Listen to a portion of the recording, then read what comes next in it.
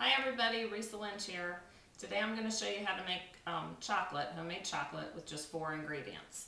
I've been making it a lot over the holidays and there's several people that have asked me about it. So what I've got out here is I have some molds for chocolate, and you can go to to Michael's or candy stores and get all kinds of different ones. These ones are really cute because you can just pop these right in your mouth and it's a perfect little small bite-sized piece of chocolate. And then these are for Reese's cups. So I'm going to kind of show you how I did them, because I first did them this way, but when you bite into them, they kind of squish. And then here is where like you make little Reese's cups, and when you bite into them, it doesn't squish apart. So I'm going to kind of show you how I do that.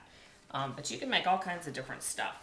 So what I've got is I've got my melted coconut oil, and in the winter time your coconut oil is going to look like this. It's going to be solid. In the summertime it will be melted and liquid. So I had to melt it because it's a little bit cold in the house. And then I have cocoa powder, and I'm just using the Hershey's unsweetened, natural unsweetened cocoa powder. You can also use cacao powder, which I have used before, because that has all kinds of great antioxidants in it, lots of good stuff in there.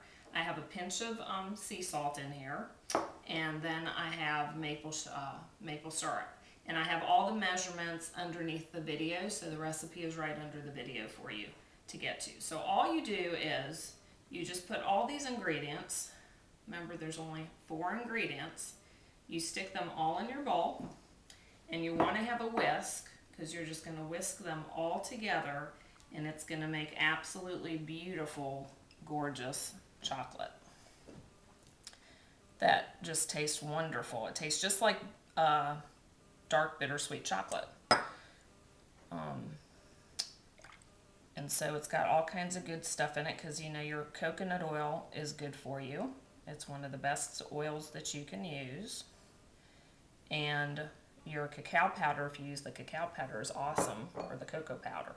So I put everything in my bowl, and now I'm just going to take my whisk, and I'm just going to whisk it up. And it's just going to be just so pretty. And this is so easy. You can make several batches. It just takes a few minutes. And you just want to whisk it up and get all your lumps out, which will get out pretty quickly. And they'll just be nice and smooth and silky. Normally this is my husband's job, but today he's my cameraman. But see, look how pretty that is. See, very smooth. And sometimes it'll be a little bit thinner, other times it comes out a little bit thicker. I think it really depends probably on the temperature. But this looks good. It's all mixed in. See, look how gorgeous that is. Perfect for dipping. Beautiful. So what I'm going to do is I'm just going to fill these up and kind of get these started and show you how I do this. Then you just pop them in the freezer for, I don't know, I just put them in there and kind of forget about them. But they probably only take like maybe 15-20 minutes. They don't take a whole lot of time to firm up. But they do melt quicker than your normal chocolate. So when you get ready to serve them, you want to keep them in the fridge or the freezer. And then when you get ready to serve them, go ahead and take them out. But if you leave them out too long, they'll start melting. So when everybody's had a few and you're kind of done with them, you want to stick them back in the refrigerator. Or I just keep them in the freezer. So you want to put a little bit in if you're making the Reese's cups. And then you're going to get your peanut butter. And I stick mine in a bag. And see if I can do this right. And you want to plop some in the middle and kind of push it down.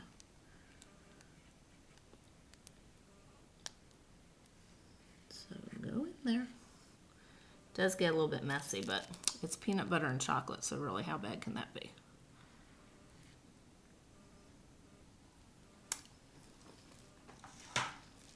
And then you're going to cover the rest up with some more chocolate. I might have overfilled him a little bit, but it's okay. And they have all sorts of different molds. I made little chocolate cups, and then I filled them with some raspberries and strawberries And there's a picture of that underneath the video in this post. So you can check those out. So that's all you do for the Reese's Cups. And then I just kind of bonk them to get the air bubbles out. And then you're just going to pop these in your freezer. And like I said, I guess maybe 15, 20 minutes. And they'll be all nice and good and hard. Now I don't have any of the Reese's ones because they got all eaten up. But I have the little rosettes that I made. And then like I said, there are pictures below this post that you can look at. But see, they're delicious. And they're so pretty. And you can make all kinds of different molds. And that's as easy as it gets. I mean, that's pretty quick and easy. And I'm sure you can use this for dipping and then just stick it in the refrigerator like for strawberries or pretzels. I think it would be great. So I hope you try out this recipe. Leave me a comment below and come visit again. Thanks a lot. Hope you're having a good Christmas and a Happy New Year.